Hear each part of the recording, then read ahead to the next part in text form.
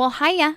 It's Mason again, and today we're going to go back in time for just a bit because we're going to be talking about Patrick Henry.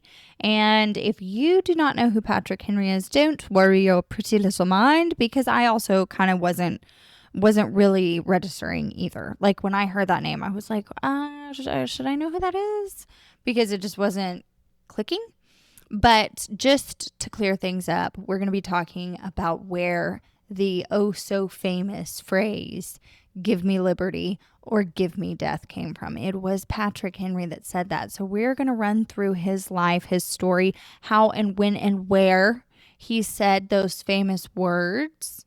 And then we're going to talk about his life a little bit. And I'm going to share my opinion, even though my opinion doesn't really matter that much. And I hope you know that. Like, I know that. I just want to make sure that you also are aware of that. So let's dive right in, because I don't like to waste any time. I'm going to start right now. So Patrick Henry. This man was born May 29th, 1736 in Hanover County. I always feel like I'm saying that wrong, but Hanover County, Virginia. For some reason, that just does not roll off my tongue. Hanover. Now I've said it too many times. Anyway, this place was a very quiet, rural. That's another word I just feel like doesn't rural. Oh my gosh, the English language. This place was a quiet little place to be, and it was very far removed from the hustle and bustle of the big cities like Boston. Sorry, just so you know, I'm like very uncomfortable and none of my stuff is settled because my dog is sleeping right there and she's like totally in the way, but this is her house, so I don't want to move her. She's too cute. I hope you're comfortable. Are you comfortable? She doesn't seem that disturbed, and she's kind of rude. She'll get up and walk away if I'm bugging her too much, but she's clearly fine, so I guess that would be on us to go ahead and get comfortable too. Anyway, he's out. He's in Hanover. It's a calm place to be as far as calm goes back during this time, because calm wasn't something you could really count on, but this place was doing its best in the way of like a quiet place to grow up. Now, his father, Mr. John Henry, he was a Scottish-born schoolmaster. He was very well educated. He was deeply interested in the classical learning route for his children. He believed in education. He was all about it. And his mother, she actually came from a very prominent family in Virginia, and she carried a very strong, very emotional, and almost fiery personality, which for women back then, it was like you can be a little bit fiery, but not too much. Now, from the beginning, Henry stood at a crossroads between intellect and instinct, the book learning versus the street smarts, that kind of thing. And unlike many of his founding fathers, he did not follow a very polished, very impressive academic path, and largely disregarding the will of his own father. He actually received some education from his dad, but never attended college, which was not suggested by Big Papa. Now, instead of learning in books in a linear way, his learning came in fragments. It was shaped by books, but it was also shaped by observations. It was shaped by experience. It was shaped by life itself. He was getting his boots on the ground, so to speak. So if others were these kind of carefully trained instruments that he was watching, Henry was actually more like a drum beat. He was very raw. He was very powerful. He was very impossible to ignore. He had the charisma. He had the knowledge. He had the street skills is really what I'm getting at. He was the well-experienced, lived a lot of life at a young age type of guy. Now, as a young adult, Patrick Henry tried very hard to find his place in the world. He failed more than once, and these are always my favorites because when we're talking about somebody, in hindsight, we can look often at these failures or when things were just not quite right and then see where they ended up, and it's always very funny to me. Now, Henry was no different than this. He opened a store, just like a general store, immediately collapsed. Like, I'm not kidding you. He attempted farming, which he just wasn't good at it, brought very little success. Now, he did end up getting married at the ripe old age of 18, which back then, I think maybe, we have lots of like inflation rates. Like, I could calculate what 10 cents now versus back then would be, but I don't know if we have like age inflation rates, because I think us at 18 now is like, why the hell would you ever get married? But maybe back then, like a colonial 18 years old was really like 37, because, lifespans were shorter. Things were hard. Good God. Anyway, I'm saying all this to say that he got married at 18. He married this lovely woman named Sarah Shelton, and they together started building a very modest little life. They were raising their children, and they were doing this while Henry was still kind of trying to search for stability. And when I say stability, I'm talking like he needed to get a job. He needed like a solid career, some financial stability. He needed to like make some moves, because now he's got a family to support.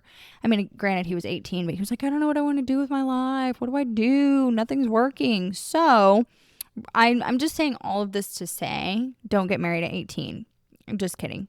Do whatever you're going to do. But, divorce is a thing. Anyway, Henry at this juncture in his life just very much felt like something was missing. I can't talk today. Henry at this point in his life really felt like there was something missing. Why am I having trouble talking? This is just going to be one of those days, and I'm sorry. I'm just getting at the point, though, that Mr. Patrick Henry, the very young father and husband, he was not meant for quiet routines or steady ledgers or run-of-the-mill work. It just wasn't suiting him.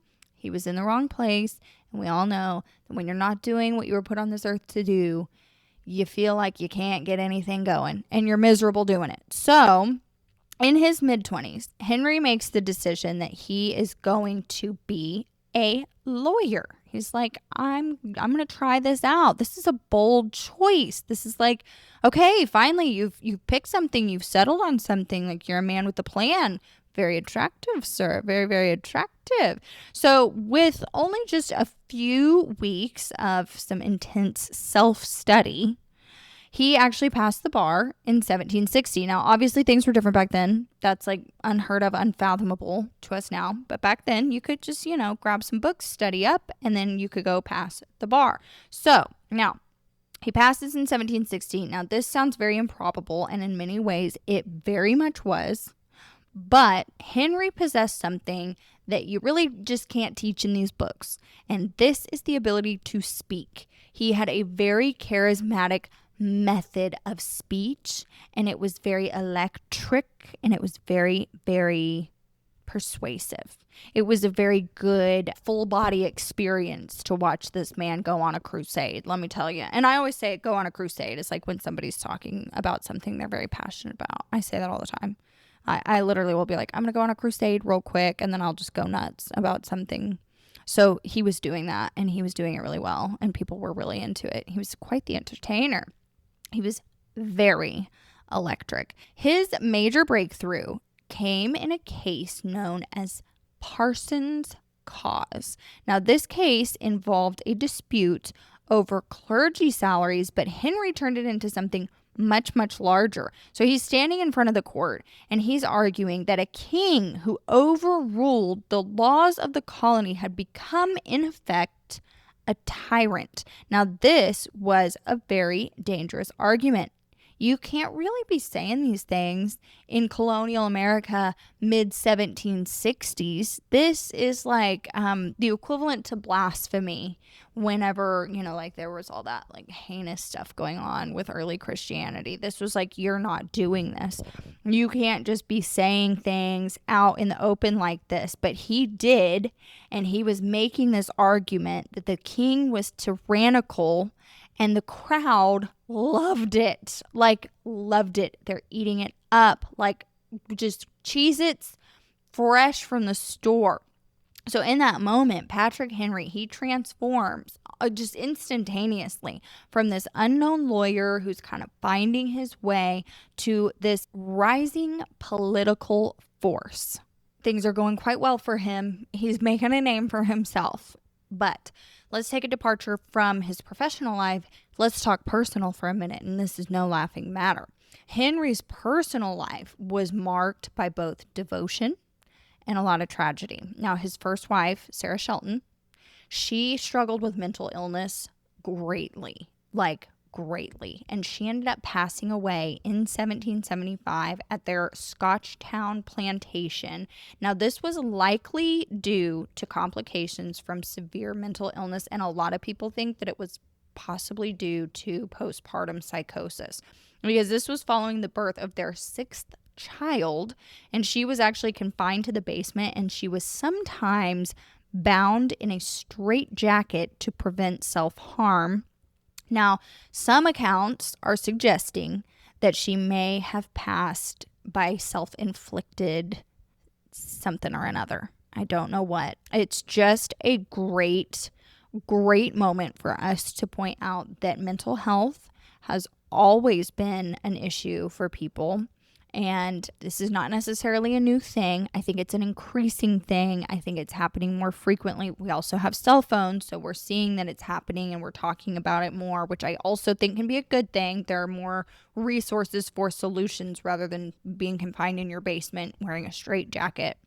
But I do want to point out that kind of stuff did happen, and it happened a lot. And it makes me wonder, is it brain chemistry? Is it childhood, nature, nurture? What's the deal there? And I think a lot of people who are much smarter than I are pondering these types of questions. But that is very, very real and very saddening and very crushing. And I will also tell you that her decline and her passing deeply affected Patrick Henry. He did not take this very well. He did eventually get remarried to Miss Dorothy Dandridge, and he ended up having several more children, which, I mean, back then, no birth control. So in total, I will tell you, he fathered 17 children, and his home life was often very full, and it was very busy and very complicated, which I'm sure you can imagine. With 17 little ones running around, things were probably a little bit crazy, and people just did it. People were tough as nails back then. They were a different breed. I also would like to point out that despite the fact that at this time Patrick Henry is really making a professional name for himself, and he's actually becoming quite famous because he's unafraid to say things that everybody else is thinking, he remained very deeply tied to his family life, and he really liked his life in Virginia, the more quiet life that he was familiar with from his own childhood, and he remained very intertwined with his roots and with his family.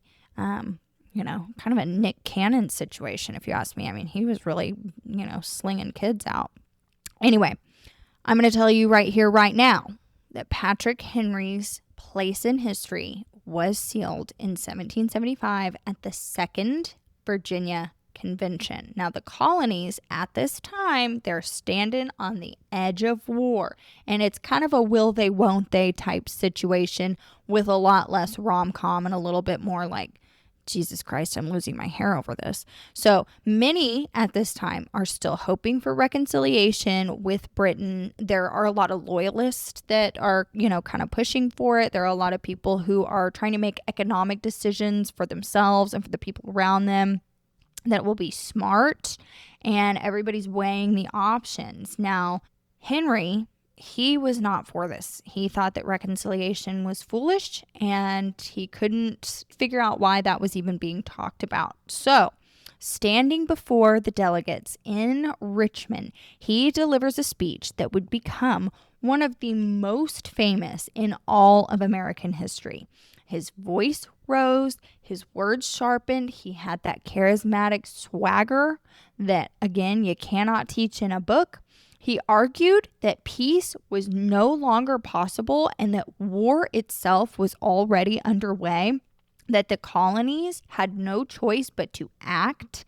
And then in a final line that cut through the room like lightning, he declared, "Give me liberty or give me death."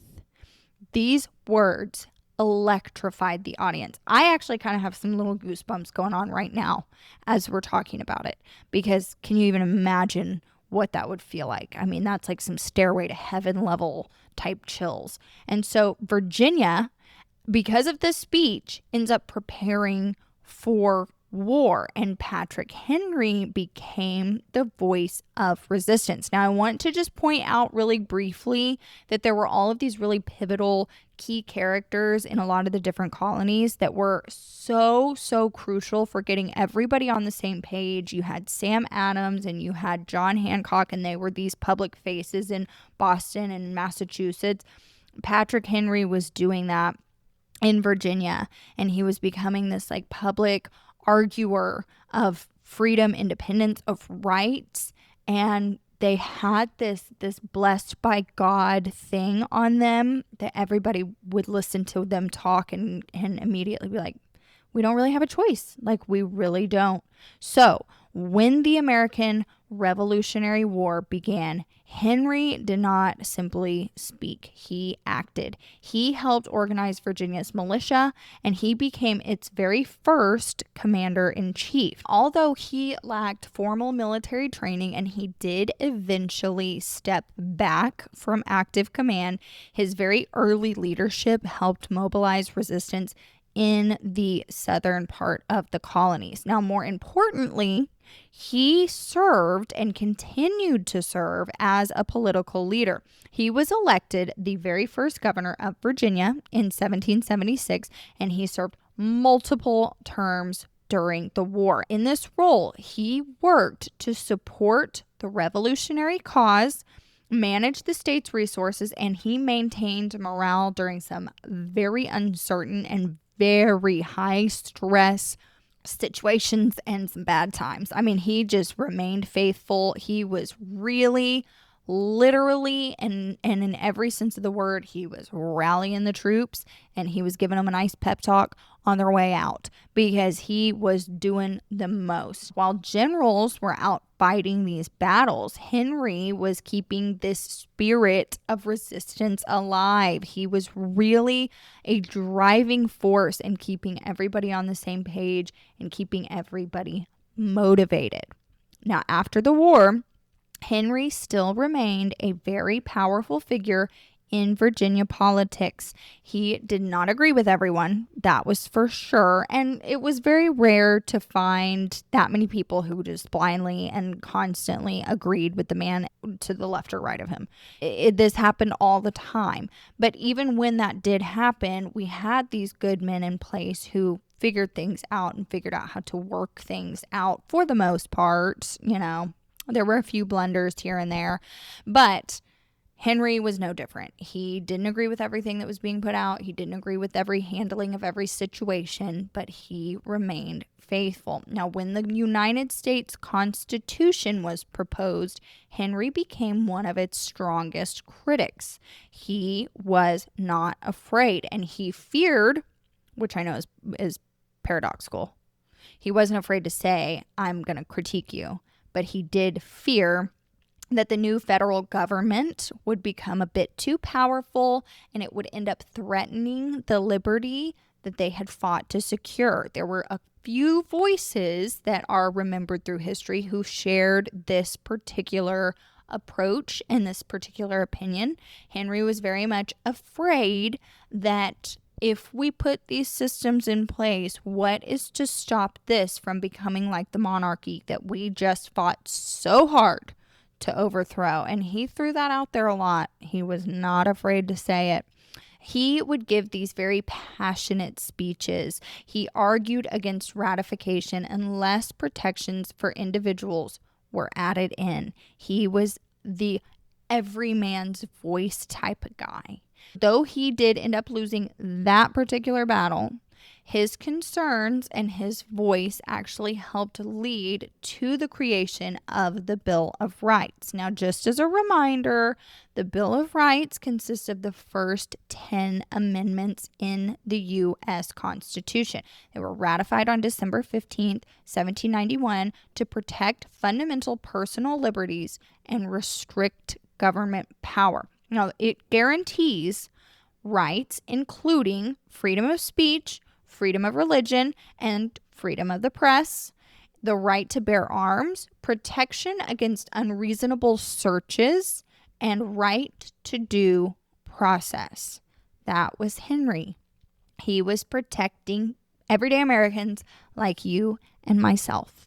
Now, I think that Patrick Henry had done quite a lot in his lifetime, and he did retire from public life to his Red Hill estate in Virginia. He did return to politics to win a seat in the Virginia General Assembly at George Washington's request.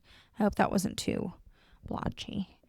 Now, Patrick Henry, at George Washington's request, he did end up passing away on June 6th, 1799 at the age of 63 at his Red Hill home in Virginia. And this was from stomach cancer. Once again, they weren't eating a lot of preservatives back then, but they still got a lot of similar issues and illnesses that we get today. I will say, by the time he passed away, he had lived through the birth of the nation that he had helped to inspire. His voice was once very urgent and very fiery, and later in his life, he had gone rather quiet, but the echo of his voice and the things that he taught and said and helped to put in place remain even today. Patrick Henry left behind something so rare, and that was not a system. It was not a document. It was not necessarily this great battlefield victory or victories. He left behind a feeling. He left behind this surge of conviction. He left behind a reminder that words, when spoken at the exact right moment, when everything falls into place and the stars are aligning, can change the course of history. And he is yet another person that proved once again that revolutions are not only fought with weapons, but they are fought with beliefs, they are fought with conversations, they're fought with all different forms of courage. They're fought with a willingness to stand up in a crowded room and say what others are afraid to say. And even now, his most famous line still lives on, not just as a quote, but I would say as a challenge, asking, what are you willing to stand for? Especially when the cost is everything. He had that thing that you cannot teach, and that is the ability to speak coherently and clearly and charismatically. And another famous quote by him is, "I am not a Virginian, but an American." And I love that quote just because I do think that there are a lot of things that we can start to identify as, but it reminds us that we're all Americans. And again, I say this all the time, our country might be rather flawed. We might have a lot of things that are out of place. We might have a lot of corruption. I don't know what's going on behind closed doors because I'm not behind the door that's closed. However, there is so much good in this country, and I love it so much. I really love it. I really, really do. So I will tell you briefly, as I was reading about Mr. Henry, I think one of the things that stood out to me the most was that he really did have that thing that you can't teach. And those are the types of people that I'm like, God, I wish I could really listen to him in an interview or something, because I always wonder how people end up that way. Is it really just God put you on this earth to be different? And I don't know if you know those types of people in real life, the people who can speak and talk and they have great little personalities and they're constantly doing funny things, or it's just different. It's something that you really did not teach that person, and they didn't learn it anywhere. They literally just are like that. I would even say I have a cousin that's that way. And I am always wondering what is going on in that little head of yours? How did you get to be like that? It's very funny to me. It's very fascinating to me. It's very different. And then I always wonder, if you took someone like that and you studied the way that they are there things that you could emulate, or is it really just this God-given ability that most people don't really have? I don't know. Is it experience that shapes you into that?